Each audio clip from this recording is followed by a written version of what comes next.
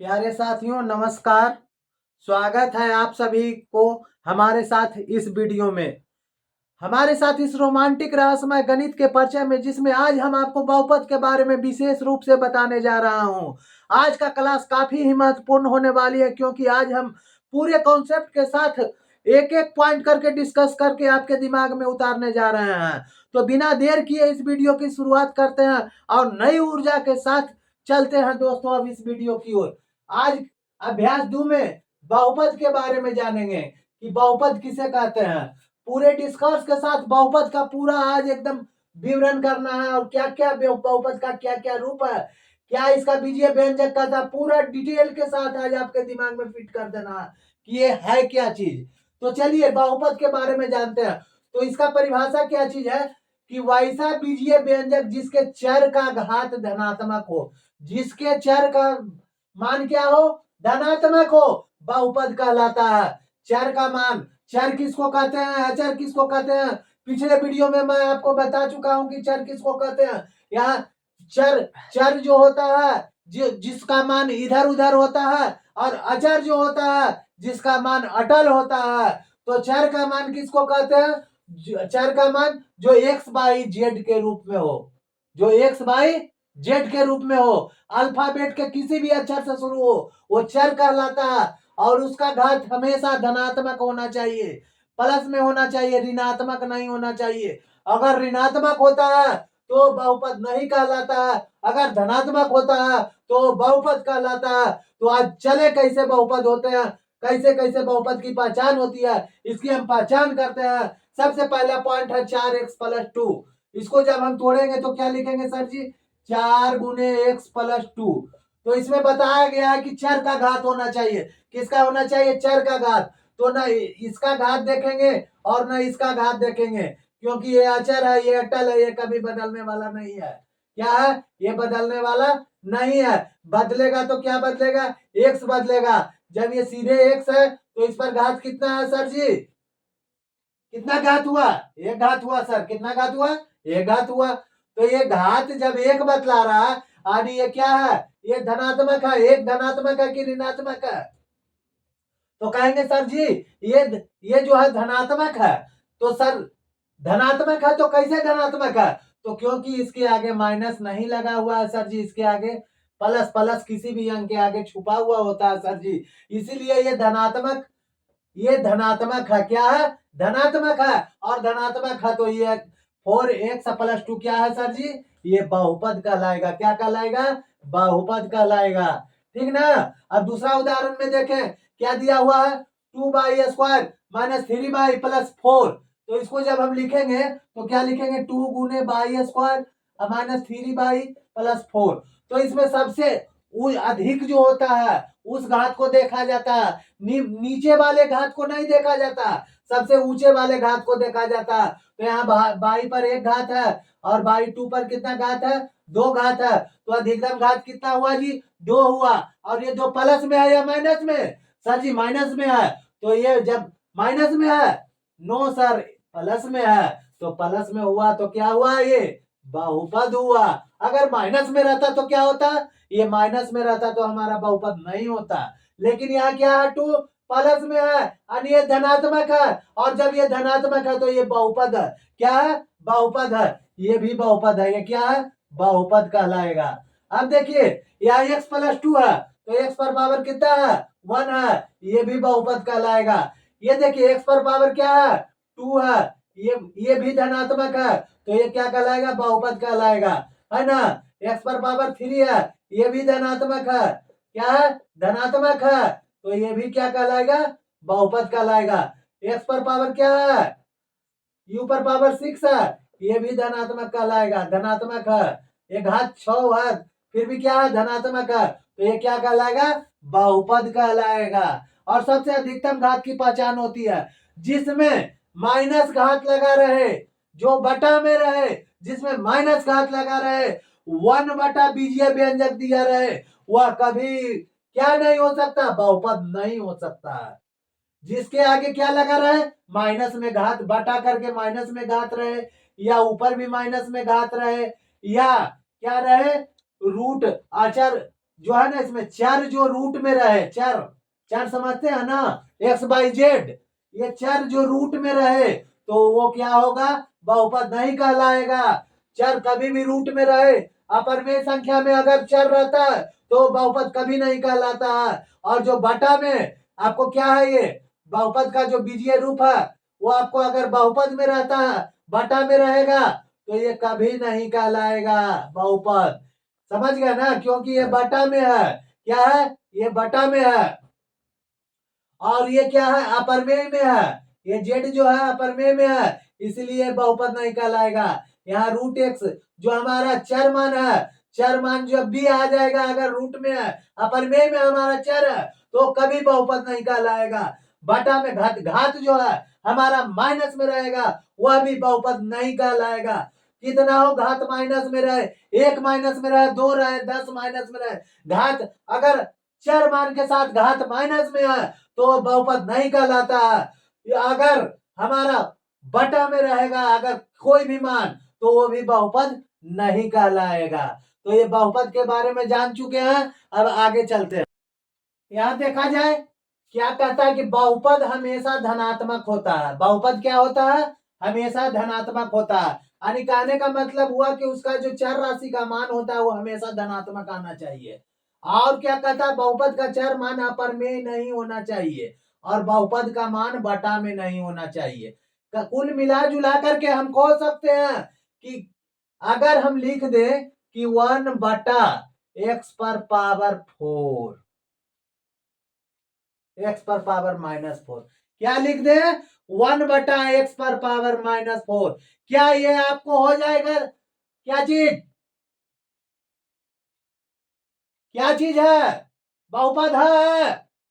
नहीं, ये बहुपद नहीं है, क्योंकि ये बटा में है, इसके अंदर माइनस है, तो क्या ये बहुपद होगा, नहीं होगा। इसके आगे जो लगा हुआ क्या है, ये बटा में है, इसके आगे जो घात लगा हुआ क्या है, ऋणात्मक है। जबकि क्या कहता है कि चर मान एक्स वाई जेड कुछ भी हो, उसमें जो है हमेशा धनात्मक लगा रहना चाहिए। यहाँ तो ऋणात्मक लगा हुआ है जी। अगर इसमें आ जाएगा क्या चीज कि रूट एक्स अगर आ जाता है, रूट एक्स आ जाता है, चर मान रूट में है, तो क्या उसका मान क्या बहुपद कहलाएगा, नहीं, वह भी बहुपद नहीं कहलाएगा। तो याद कर लीजिएगा, बहुपद हमेशा धनात्मक होता है, बहुपद में चर राशि का मान हमेशा धनात्मक होता है, बहुपद का चर मान अपरमेय नहीं हो सकता। अगर रूट में रहेगा तो वह आपका अपरमेय, वह आपका जो है बहुपद नहीं कहलाएगा। बहुपद का मान बटा में नहीं होगा। अगर 1 बटा बहुपद लिखा रहे तो वह बहुपद नहीं माना जाएगा। इसको आप नोट कर लीजिए। अब क्या कहता है कि बहुपद को दो आधार पर बांटा गया है। बहुपद का दो पिलर है, बहुपद दो पिलर से फिर ऊपर आओ घर बना है, लेकिन यहां देखा जाए क्या कह रहा कि बहुपद को दो आधार पर बांटा गया है। कितने आधार पर, दो आधार पर बांटा गया। पहला जो आपका आधार है पद के आधार पर बांटा गया, पहला जो है पद के आधार पर बांटा गया और दूसरा घात के आधार पर बांटा गया है। जैसे कहने का मतलब हुआ कि अगर हम लिखते हैं ax² plus bx plus bx plus c, तो इसको लिख देंगे 3x² प्लस 4x प्लस 6 दे देते हैं, ठीक है। तो पद के आधार पर इसमें गिनिए पद कितना है, एक पद, दो पद, तीन पद, तो ये क्या कहलाएगा, त्रिपदी कहलाएगा। क्या कहलाएगा, त्रिपदी कहलाएगा। अगर घात की बात करें तो इस पर सबसे अधिकतम घात कितना है, दो है, तो ये क्या होगा, द्विघाती हो जाएगा। पद की बात करें तो त्रिपदी होगा, पद की बात करें तो त्रिपदी होगा, और घात की बात करें तो द्विघाती होगा। ये हमेशा बात याद रखिएगा, पद के आधार पर यहाँ आपको हो रहा। तो बहुपद को कितने आधार पर बांटा गया है, दो आधार पर, पहला पद के आधार पर और दूसरा घातांक के आधार पर। तो चलिए अब हम चलते हैं पद के आधार पर। अब यहां देखिए पदों के आधार पर, पदों के आधार पर बहुपद के को पदों के आधार पर एक पदी, द्विपदी और त्रिपदी तीन तरह के बांटा गया है ना। ये देखिए, जिस पद का अधिकतम पद एक हो, जिस पद का अधिकतम पद क्या हो, एक हो, एक पदी बहुपद कहलाता है। एक पद यहाँ, सॉरी यहाँ देखिए, एक पदी यहाँ घात नहीं लिखाएगा, एक पदी बहुपद लिखाएगा। क्या लिखाएगा? एक पदी बहुपद कहलाता है ना। जिस पद का अधिकतम पद एक हो वह क्या कहलाता है? एक पदी बहुपद कहलाता है। एक्स, इसमें कितना पद है? एक पद है। वाई स्क्वायर एक पद है। 3x एक पद है। 5p एक पद है। 6q एक पद है। तो ये क्या कहलाएगा? एक पदी कहलाएगा। क्या कहलाएगा? एक पदी। अब यहाँ देखिए द्विपदी बहुपद, दो पद वाले बहुपद को क्या कहते हैं? द्विपदी बहुपद। मतलब जिसमें दो पद हो, जिसमें कितने पद हो? दो पद हो, वो द्विपदी कहलाता है। जैसे x प्लस 8, इसमें एक पद x हुआ, दूसरा पद 8 हुआ। ये वाई स्क्वायर प्लस 5, इसमें एक पद वाई स्क्वायर और दूसरा पद 5। z-7, पहला पद z, दूसरा पद 7। टी स्क्वायर -5, पहला पद टी स्क्वायर, दूसरा पद 5। इस तरह से आप समझ गए होंगे कि दो पद, जिसमें दो पद हो और जिस द्विपदी कहलाता है, जिसमें एक पद हो एक पदी कहलाता है। और तीसरा जो आपका है त्रिपदी बहुपद है, इसमें तीन पद वाले बहुपद को क्या कहते हैं? त्रिपदी बहुपद कहते हैं। तीन पद वाला बहुपद, एक पद वाला बहुपद एक पदी, दो पद वाला बहुपद द्विपदी और तीन पद वाला बहुपद त्रिपदी कहलाता है। तो इसमें तीन पद है। देखिए एक्स स्क्वायर एक पद हो गया, एक्स दूसरा पद, एक तीसरा पद। तो इसमें एक दो तीन पद। इसमें भी देखा जाए T square plus 5x plus 6 में टी स्क्वायर एक पद, 5x दूसरा पद और 6 तीसरा पद। बाई क्यू प्लस 6 प्लस 2 में बाई क्यू पहला पद, बाई दूसरा पद और 2 तीसरा पद। तो जिसमें तीन पद है त्रिपदी कहलाता है। एक दो दो पद, एक दो दो पद, एक दो दो पद, एक दो दो पद। इसमें दो पद है तो द्विपदी कहलाएगा। और जिसमें सिंगल पद है, एक सिंगल पद है, बाई 2 सिंगल पद है, 3x सिंगल पद है, 5p सिंगल पद है, 6q सिंगल पद है, तो यह क्या कहलाएगा? एक पदी कहलाएगा। तो आप स्क्रीनशॉट लेना चाहें तो ले सकते हैं। स्क्रीनशॉट ले लीजिए। अब पदों के आधार पर आपको बहुपद के मालूम हो गया। अब चलिए आगे चलते दोस्तों। यहाँ देखिए घात के आधार पर बहुपद निम्नलिखित प्रकार के होते हैं। घात के आधार पर जिसके ऊपर घात लगा रहता है। घातांक किसको कहते हैं? जिसके ऊपर घात लगा रहता है। घात किसके ऊपर लगा रहता है? चर मान के ऊपर घात लगा रहता है। तो जिसके ऊपर घात लगा रहता है उसको कितने भागों में बांटा गया? तो उसको कई एक भागों में बांटा गया। जिसका पहला भाग क्या चीज है? एक घातीय या रैखिक बहुपद। पहला घात क्या है जी? एक घातीय या रैखिक बहुपद। एक घात आदि करने का मतलब हुआ जो एक घातीय होगा वह रैखिक बहुपद भी कहलाएगा। जो एक घातीय होगा वो क्या कहलाएगा? रैखिक बहुपद भी कहलाएगा। और एक घात वाले बहुपद को एक घातीय या रैखिक बहुपद कहते हैं। जो एक घात वाला बहुपद है वो क्या है? एक घातीय है या उसको रैखिक बहुपद भी कहते हैं। और इसका व्यापक रूप क्या होता है? एक्स प्लस बी होता है। एक्स प्लस बी होता है जहां ए का मान 0 नहीं होना चाहिए। ए का मान क्या नहीं होना चाहिए? 0 नहीं होना चाहिए। जैसे x plus 2, 2x plus 8, t-5, j plus 7। अब आपको तो ये बता दिए होंगे। आप अब कह रहे होंगे क्या चीज कि सर ये कैसे होता है? x प्लस b का मान हमको समझ में नहीं आया। तो यहाँ देखिए दोस्तों, x प्लस 2 है। क्या है? x प्लस 2, x प्लस 2 है। तो यहाँ क्या है? a not equal to 0, a not equal to 0 यहाँ ना। तो ए में क्या छुपा हुआ है? एक। अगर इसको लिखे कि 1x प्लस 2, 1x प्लस 2, तो ये क्या ए बराबर क्या 0 है जी? नहीं। चार मान में हमेशा क्या लगा रहता? एक लगा रहता, छुपा हुआ रहता। अब यहाँ देखिए इसका बोलिएगा घात कितना है सर जी? तो घात कितना है सर जी? तो घात एक है सर जी। घात कितना है? एक, जो छुपा हुआ है। घात कितना है सर जी? एक है। और गुणक कितना है एक्स का? तो एक गुणक भी है।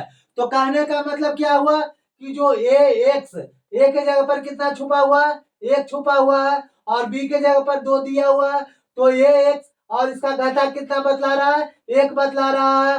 तो घात भी एक आना चाहिए और इसका गुणक मिनिमम एक होना चाहिए। गुणक मिनिमम एक होना चाहिए। जिसका गुणक मिनिमम एक होगा और घात एक होगा और ए एक्स प्लस बी को प्रतिरूप करेगा, वह संख्या एक घातीय रैखिक बहुपद कहलाएगा। इसमें कोई राय वाली बात नहीं है कि नहीं कहलाएगा। एक घात वाले बहुपद का रैखिक बहुपद क्या कहलाता है? एक घात वाला बहुपद क्या कहलाता है? रैखिक बहुपद कहलाता है। अगर आपसे ऑब्जेक्टिव क्वेश्चन में हमेशा पूछा जाता है कि एक घात वाले बहुपद को क्या कहते हैं, तो सीधे हम लोग जवाब देंगे कि एक घात वाले बहुपद को रैखिक बहुपद कहते हैं। अगर आपसे पूछ दे कि रैखिक बहुपद कितने घात वाले होते हैं, तो उसमें आप बोल सकते हैं कि रैखिक बहुपद जो होता है एक घात वाले होते हैं। तो कहने का मतलब अगर आपसे पूछे कि एक घात वाला बहुपद रैखिक बहुपद और रैखिक बहुपद क्या है, तो एक घात वाला बहुपद है।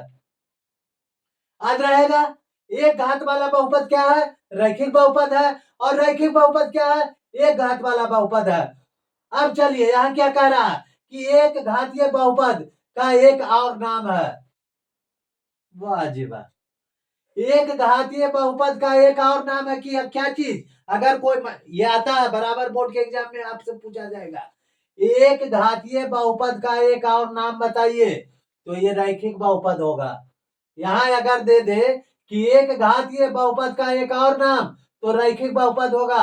अगर यहाँ पूछ दे कि रैखिक बहुपद का एक और नाम, तो घातीय बहुपद बोलिएगा। क्या बोलिएगा, घातीय बहुपद, ठीक ना। एक घातीय बहुपद का अधिकतम मान घात कितना होता है, एक घातीय बहुपद का घातीय पद अधिकतम कितना होता है, नहीं पता है, एक होता है। कितना होता है सर जी, एक होता है सर जी। घातीय पद कितना होता है, एक होता है। एक घातीय बहुपद का रूप क्या होता है, एक्स प्लस वन होता है। अगर आपसे पूछ दे कि एक घातीय बहुपद का रूप चुनिए, तो उसमें कोष्ट में दिया हुआ रहेगा, तो उसमें आपको क्या लगा देना, टिक लगा देना, एक्स प्लस वन का टिक लगा देना, ठीक है ना। अब एक्स प्लस वन का रूप कैसे किया, अभी आपको बताए। एक्स प्लस टू में यहाँ ध्यान दीजिए कि एक्स क्या है, एक्स में एक गुणित है, एक में एक गुणित है, और इसका पावर जो है एक है और प्लस दो है, तो इसका घात अधिकतम कितना हुआ, एक हुआ। तो ये एक घातीय या रैखिक कहलाएगा। आप देखते हैं 2x प्लस 8 में, 2x प्लस 8 में, 2x प्लस 8 में देखे तो इसमें क्या है गुणित, एक्स में क्या है, दो से गुना और घात कितना है, एक, यानी इसका अधिकतम घात क्या हुआ, एक हुआ, और इसका गुना क्या हुआ, दो हुआ। तो ये बदला क्या रहा है कि इसका मिनिमम जीरो नहीं होना चाहिए गुणक, चार मान का गुना कितना होना चाहिए, जीरो नहीं होना चाहिए। तो जीरो है जी, नहीं, जीरो नहीं ना है, घात एक है जी, तो हाँ है। तो ये क्या कहला जाएगा जी, ये घातीय बहुपद कहलाएगा। ये घातीय बहुपद कहलाएगा जी, यस सर। और ये क्या कहलाएगा जी, तो ये रैखिक बहुपद कहलाएगा, रैखिक बहुपद कहलाएगा जी, यस सर। तो चलिए अब आगे चलते हैं, इसको स्क्रीनशॉट लेना चाहे तो ले सकते हैं। यहाँ देखिए घात के आधार पर यहाँ दूसरा जो है आपका द्विघातीय बहुपद। द्विघातीय बहुपद किसको कहते हैं, जिसका अधिकतम घात दो हो, जिसका अधिकतम घात क्या हो, दो हो, वो द्विघातीय बहुपद कहलाता है। और इसका व्यापक रूप कभी भी बनाइएगा तो इसका व्यापक रूप याद रखिएगा, A X square plus B X plus C होता है। द्विघातीय बहुपद का व्यापक रूप क्या होता है, A X square plus B X plus C, हमेशा याद रखिएगा। और नॉट इक्वल टू जीरो होना चाहिए, क्या होना चाहिए, नॉट इक्वल टू जीरो। अब यहां हम लेते हैं क्या है जी, 2x square plus 3x plus 5, इसका अधिकतम घात क्या है, दो है। क्या है जी, अधिकतम घात कितना है, दो है। तो यह क्या कहलाएगा, द्विघाती बहुपद कहलाएगा। क्या कहलाएगा, द्विघाती बहुपद कहलाएगा, ठीक ना। अगर पूछे इसमें कितना पद, कितना पद है, तो गिनिए तो कितना पद होता है, एक पद, दो पद, तीन पद। तो ये क्या कहलाएगा, त्रिपदी। द्विघाती बहुपद होगा लेकिन क्या होगा, त्रिपदी बहुपद भी होगा। ये क्या कहलाएगा, त्रिपदी में द्विघाती बहुपद, है ना। अब यहां देखिए, बाई पर पावर 2 माइनस 2, इसमें बाई पर अधिकतर घात कितना है, अधिकतम घात कितना है, दो। तो ये द्विघाती कहलाएगा। ये क्या कहलाएगा, द्विघाती बहुपद। और इसमें कितने पद है, दो पद है। अब आप बोलिएगा कि सर जी आप बताए थे कि A X square plus B X plus C के रूप में होना चाहिए, तो ये आपको A X square plus B X plus C के रूप में नहीं है, तो इसको नहीं है तो कुछ नहीं लिखना, इसको बी एक्स बराबर आंख मूंद के जीरो डाल देना है। बी एक्स के मान इसमें क्या मान लेंगे, जीरो डाल लेंगे, कोई दिक्कत नहीं होगा। जो मान नहीं है उसको हम सीधे जीरो ले लेंगे। याद रखिएगा, द्विघात बहुपद में जब भी बी एक्स का मान नहीं दिया रहे तो आंख मूंद के हम वहां जीरो डाल देंगे, कोई दिक्कत नहीं है। अब यहाँ देखिए इसमें आपका क्या है, एक्स का अधिकतम घात की क्या है, 2 है, तो ये क्या होगा, द्विघात होगा। अब यहाँ देखिए √3x है। आप बोलिएगा कि सर जी आपने बताया था कि जो रूट में रहता है वह बहुपद नहीं कहलाता, यहाँ √3 है, तो क्या यह बहुपद है? क्या गुरुजी है जी? हाँ है, क्योंकि हमने बताया था, क्या चीज बताया था, कि जो रूट होना चाहिए वो आपका चरमान में होना चाहिए जी। रूट कहाँ होना चाहिए, चरमान में होना चाहिए, और ये अचरमान में रूट है, चरमान में रूट नहीं है, तो ये हमारा जो क्या है, बहुपद होगा, क्योंकि हमारा चरमान में रूट है, चरमान में रूट नहीं है, अचरमान में रूट है, और जब अचरमान में रूट रहेगा तो ये क्या होगा, बहुपद होगा। ठीक है ना? अब चलिए अगला देखते हैं। यहाँ क्या चीज है, यहाँ है 4/3 u/3 -2u² +5।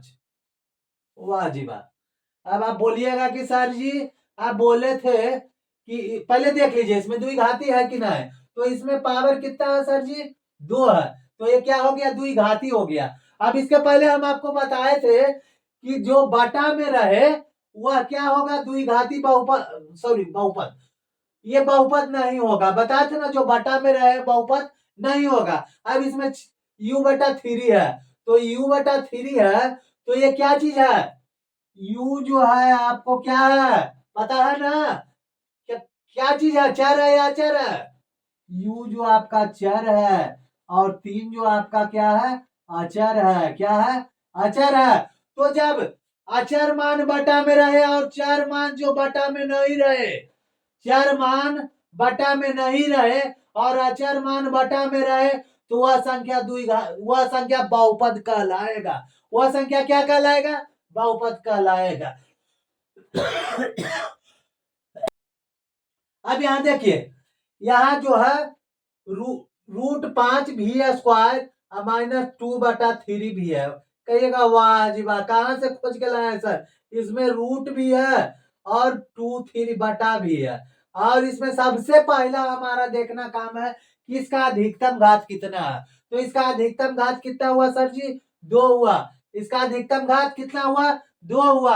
अब बोलिएगा कि √5 भी है, √5 भी है, तो √5 जो है किसका गुणक है, ये आपको x² का गुणक है, यानी a बराबर √5 है, a बराबर √5 है, जबकि x बराबर √5 नहीं है, x बराबर क्या है, b² है, a बराबर √5 है और x बराबर bu है, यानी ये क्या दर्शा रहा है, ये चर मान जो है हमारा कंप्लीट है, चर मान है जो हमारा क्या है, कंप्लीट है। अचर में आपको ये चर मान में कंप्लीट है, और जो अचर है वो भी कंप्लीट है। कैसे कंप्लीट है जो आपको बताते हैं, क्योंकि बहुपद का नियम क्या कहता है, बहुपद का नियम कहता है कि हमारा जो ये आपका जो चर मान है, चर मान है, बहुपद का जो चर मान है वो आपका क्या होना चाहिए, रूट में नहीं होना चाहिए, अपर में नहीं होना चाहिए। तो क्या भी जो है रूट में है जी, नहीं, भी रूट में नहीं है। और जो हमारा क्या है, अचर मान है जो रूट में है, अचर मान जो है वो रूट में है, तो अचर मान कौन है जी, √5, ये जो है रह सकता है, इसका कोई दिक्कत नहीं है, ठीक ना। अब यहाँ बटा 2/3 भी है, तो 2/3 भी है, तो यहाँ x के यहाँ क्या चीज है, bx, 2/3 भी, यहाँ देखिएगा, यहाँ bx समझने की कोशिश कीजिए, bx बराबर 2/3 भी, यानी b बराबर क्या हो गया, 2/3, और x बराबर क्या हो गया, भी हो गया, x बराबर भी हो गया। तो ये b जो क्या है, ये आपका अचर मान है, b क्या हो गया, अचर मान हो गया, और x जो क्या हो गया, चर मान हो गया। तो क्या बताया गया है कि चर मान बटा में नहीं होना चाहिए, चर मान जो है बटा में नहीं होना चाहिए, अचर मान बटा में रहेगा चलेगा। तो समझ गए आप। हम आशा करते हैं कि आप लोग द्विघात बहुपद में बहुपद के जितने भी बटा में कहाँ रहेगा तो होगा, रूट में कहाँ रहेगा तो होगा, ये आप समझ गए होंगे। तो फिर एक बार हम रिवीजन कर देते हैं कि अगर हमारा अचर मान रूट में है और चर मान रूट में नहीं है, अगर हमारा अचर मान बटा में है, अगर हमारा चर मान बटा में नहीं है, तो ये हमारा बहुपद कहलाएगा। अब आप लोग स्क्रीनशॉट ले लीजिए, आगे चलते हैं। क्या देखिए, त्रिघात बहुपद क्या है? त्रिघात बहुपद। त्रिघात बहुपद किसको कहते हैं? तीन घात वाले बहुपद को त्रिघात बहुपद कहते हैं। जिसके घात की संख्या तीन हो, जिसके घात की संख्या कितना हो? तीन हो, और वो भी अधिकतम घात हो, उसमें भी अधिकतम घात हो, वह त्रिघात बहुपद कहलाता है। इसका व्यापक रूप क्या है? A X cube B X square plus C X plus D. ये क्या है? A equal to not zero. अब यहां देखिएगा, ए बी सी डी, यहाँ ए बी सी डी जो है क्या है? ये सब वास्तविक संख्या है। क्या है? वास्तविक संख्या है। निकालने का मतलब एक दो तीन जीरो, एक दो तीन चार पाँच छः सात आठ नौ दस ग्यारह, माइनस एक दो तीन चार पाँच छः सात आठ नौ दस ग्यारह बारह, जो भी कह दे, रूट टू रूट थ्री, जो भी कह दीजिएगा सब वास्तविक संख्या में आ जाएगा। पिछला वीडियो में हम बता चुके हैं वास्तविक संख्या क्या है। वास्तविक संख्या के चैप्टर में देखिएगा, वास्तविक संख्या का पूरा आपको डिटेल से बता चुका हूँ। आज यही चीज है, ए बी सी डी जो है आपका, यहाँ मान वास्तविक संख्या में आएगा, ये हमेशा आप लोग याद रखिएगा। अब इसमें चेक करते हैं कि इसका अधिकतम मान कितना है। ये सबसे पहला हमारा क्वेश्चन ये है, क्या है? Two minus X Q. तो टू माइनस एक्स क्यू, इसका अधिकतम घात कितना हुआ? तीन हुआ, तो ये त्रिघात बहुपद कहलाएगा। त्रिघात बहुपद कहलाएगा। एक्स क्यू में अधिकतम घात कितना है? तीन है, ये भी त्रिघात कहलाएगा।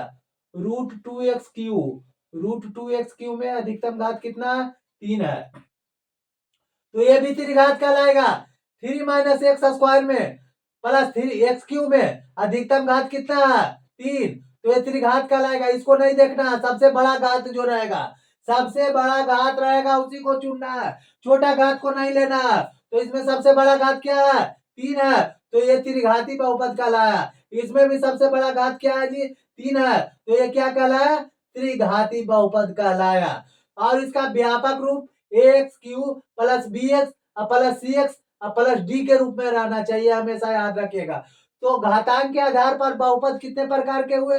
एक घातीय बहुपद, रैखिक बहुपद, द्विघातीय बहुपद और त्रिघातीय बहुपद। तीन तरह के बहुपद हुए। कितने तरह के बहुपद हुए जी? तीन तरह के बहुपद। कितने तरह के हुए? तीन तरह के हुए। घातांक के आधार पर बहुपद तीन तरह के हुए, एक घातीय या रैखिक बहुपद, दूसरा द्विघातीय बहुपद, तीसरा त्रिघातीय बहुपद। एक घातीय बहुपद में एक पद होता है, द्विघातीय बहुपद में दो पद होता है, और त्रिघातीय बहुपद में तीन पद होता है, तीन घात होता है, सॉरी। एक घातीय में एक घात, द्विघातीय में दो घात और त्रिघातीय में तीन घात। पद वाला में जो एक पद रहेगा वो एक पदी कहलाएगा, दो पद रहेगा द्विपदी कहलाएगा, जिसमें तीन पद रहेगा वो त्रिपदी कहलाएगा। इसमें भी एक पद भी गिन लेते हैं। इसमें कितना पद है?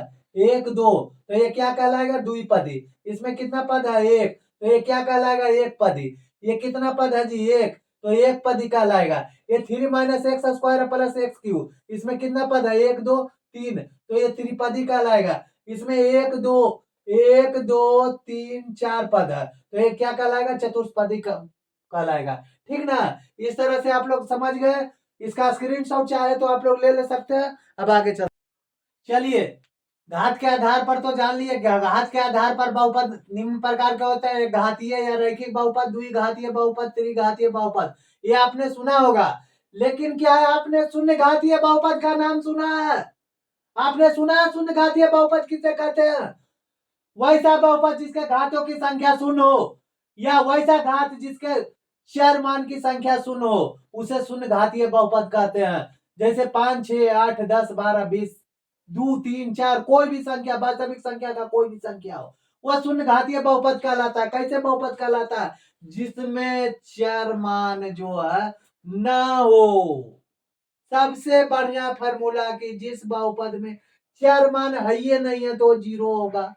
जिसमें चार मान नहीं है, क्या क्या नहीं है सर जी?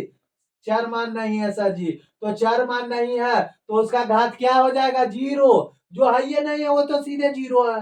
तो कैसे जीरो है जो देखते हैं। एक घाती हो या दुई घाती हो या त्रिघाती हो, किसी भी बहुपद के लिए घात होना जरूरी है। और घात किस पर रहता है? चार मान पर रहता है। तो चार मान कौन कौन हो गया जी? चार मान X Y Z A B C, यही सब चार मान है ना। तो चार मान अगर जो रहेगा ए एक्स रहेगा तो मान लिया जाए कि एक में एक्स गुणित रहेगा। लेकिन एक में एक्स है ही नहीं है, एक्स है ही नहीं है, तो इसका क्या होगा? घात शून्य होगा। इसका घात क्या होगा? शून्य होगा। तो कहने का मतलब कि जिसके अंदर चर नहीं है, जिसके अंदर चर मान नहीं है, एक्स वाई जेड एबीसी कुछ भी नहीं है, जैसे वास्तविक संख्या लिखा हुआ वो शून्य घातीय बहुपद कहलाता है। क्या कहलाता है? शून्य घातीय बहुपद कहलाता है। ये आप लोग याद कर लीजिए। चलिए स्क्रीनशॉट लेना ले लीजिए, अब आगे चलते हैं। याद रखने के लिए कुछ मौखिक बातें इसमें जो भी आई है मेन पॉइंट उसको हम आपको बता देते हैं, और उसको हमेशा याद रखने का कोशिश कीजिएगा, क्योंकि एग्जाम में हमेशा ये सब क्वेश्चन आते रहता है ऑब्जेक्टिव में, और ये हमेशा याद रखना ही रखना है, आते रहना नहीं। जब हम याद रखेंगे तभी लिख पाएंगे, और हमको याद रखना बहुत जरूरी है। क्या याद रखना जरूरी है? कि एक घातीय या रैखिक बहुपद का आलेख एक सरल या सीधी रेखा में होती है। एक घातीय कार्य क्या होगा? एकदम सीधा होगा। क्या होगा? सीधा जाएगा, इधर उधर नहीं जाएगा एक घात वाले का। द्विघात बहुपद का आलेख उद्गम उद्गम और अधोमुखी होता है। उद्गम और अधोमुखी होता है। ये उद्गम हो गया, ये क्या हो गया? अधोमुखी हो गया, है ना। ये परवलय के रूप का होता है। द्विघात बहुपद का आलेख उद्गम गमो या अधोमुखी परवलय के रूप में होता है। क्या होता है? परवलय के रूप में होता है। यदि बहुपद का आलेख एक्स अक्ष को जितनी बार प्रतिच्छेद करे, मान लिया जाए कि ये एक्स अक्ष है और एक्स डैश, ये एक्स अक्ष हो गया। क्या हो गया? एक्स अक्ष हो गया, और बोल रहा है कि जितनी बार प्रतिच्छेद करे, मान लीजिए ऐसे आती है, ऐसे आती है, ऐसे ऐसे ऐसे ऐसे आती है, तो ये जितनी बार प्रतिच्छेद करे, क्या बोल रहा है? कि जितनी प्रतिच्छेद करेगी उतना ही उसका शून्यांक होगा। तो इसका शून्यांक कितना हो गया जी? एक, दो, तीन, चार, पांच। कितना हो गया? पांच हो गया, है ना। यहाँ देखिए फिर से समझाते हैं। ये आपको एक्स डैश हो गया और ये एक्स हो गया, है ना। ये आपको इस तरह से हो गया, ये जीरो हो गया, इधर एक हो गया प्लस में, दो हो गया प्लस में, तीन हो गया प्लस में, चार हो गया प्लस में, इधर हो गया माइनस एक, माइनस दो, माइनस तीन, माइनस चार। ठीक। अब यहां से ये आती है, यहां से आई, यहां से आई, यहां से ऐसे आकर के ऐसे आई, यहां से ऐसे आकर के यहां से ऐसे आई। ठीक। अब यहाँ आपसे पूछा जाए कि ये कितना बार शून्यांकों की संख्या क्या होगी, इस आरेख का शून्यांकों की संख्या क्या होगी? तो गिनना शुरू करें। एक, दो, तीन, यहाँ सटान बिंदु भी रहेगा तो गिनती हो जाएगा। अगर कहीं टच भी कर जाता है तो गिनती हो जाएगा, अगर टच करता है तो यहाँ भी टच कर गया और यहाँ भी टच कर गया। तो शून्यांकों की संख्या एक, दो, तीन, चार और पांच। ये आपका जो है 2.1 का पूरा हल इसी में हो जाता है। जितना बार टच किया उतना उसका गिनती शून्यांकों की संख्या हो गया। एक बार भी टच नहीं किया तो शून्यांकों की संख्या जीरो हो जाएगी। ये आप याद रखिएगा। समझ गया ना। तो ये आपको आज वाला आपको मालूम हो गया ना। अब आगे देखिए कि एक घातीय या रैखिक बहुपद का एक हल, एक घातीय और एक रैखिक का बहुपद का एक हल क्या होगा? अल्फा होगा। एक घातीय या रैखिक बहुपद का एक हल क्या होगा? अल्फा होगा। और द्विघात बहुपद के दो हल अल्फा और बीटा हो जाएंगे, और त्रिघात बहुपद का तीन हल अल्फा होगा, बीटा होगा और गामा होगा। कहने का मतलब हुआ कि एक घात वाले रैखिक बहुपद का हल अल्फा होता है, द्विघात वाले रैखिक बहुपद का दो ही घात वाले बहुपद का हल क्या होगा? अल्फा और बीटा होगा और त्रिघात वाले बहुपद का हल अल्फा बीटा और गामा हो जाएगा। ये आप स्क्रीन शॉट ले लीजिए। चलिए अब आगे यहाँ देखिए, जब द्विघात बहुपद X square plus B X plus C है। द्विघात बहुपद हमारा क्या रहता है, जब भी रहेगा जब X square plus B X plus C रहेगा, ठीक ना। तो इसका शून्यंक अल्फा और बीटा होगा। जब हमारा द्विघात का व्यापक रूप X square plus B X plus C होगा तो हमारा शून्यंक क्या हो जाएगा जी, अल्फा प्लस बीटा हो जाएगा। यहाँ देखिए दिया हुआ, जब द्विघात बहुपद का व्यापक रूप X square plus B X है, वहां शून्यंकों का जोगफल, शून्यंक का जोगफल कौन कौन आता है, शून्यंक इसमें 2 होता है। कभी भी बहुपद का शून्यंक यहाँ कितना हो रहा है, द्विघात बहुपद में शून्यंक 2 होगा, याद रखिएगा। द्विघात बहुपद में शून्यंक 2 होगा, अल्फा प्लस बीटा, और त्रिघात बहुपद में 3 होगा, अल्फा बीटा और गामा। ये हमेशा याद रखिएगा। तो द्विघात बहुपद का व्यापक रूप X square plus B X plus C में शून्यंकों का जोगफल क्या हो जाएगा, इसमें शून्यंक कितना हुआ, 2। कितना शून्यंक हुआ जी, 2। कौन कौन, अल्फा और बीटा, अल्फा और बीटा, ये 2 शून्यंक हो गया। 2 शून्यंक हुआ तो इसका मान निकालने के लिए क्या करेंगे, फार्मूला क्या चीज है, माइनस बी बटा ए। कहने का मतलब हुआ दूसरा पद बटा पहला पद, माइनस में लगा देंगे दूसरा पद में, तो माइनस दूसरा पद बटा पहला पद। शून्यंकों का जोगफल बराबर क्या हो गया, माइनस बी बटा ए, यानी माइनस दूसरा पद बटा पहला पद।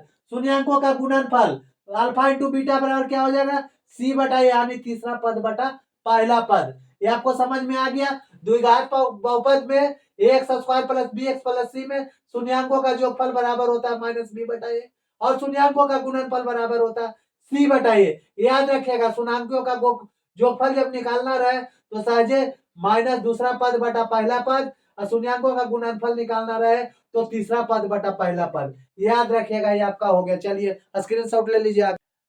चलिए यहाँ देखिए, अब जब त्रिघात बहुपद X square plus B X plus C X plus D का शून्यंक अल्फा बीटा और गामा दिया हुआ रहे, है ना। जब त्रिघात बहुपद का X square plus B X plus C X plus D का शून्यंक अल्फा और बीटा गामा दिया हुआ रहे, तो शून्यंकों का जोगफल बराबर क्या होता है, alpha plus beta plus gamma बराबर माइनस बी बटा ए। ये आपका सूत्र हो गया क्या, alpha plus beta plus gamma बराबर माइनस बी बटा ए।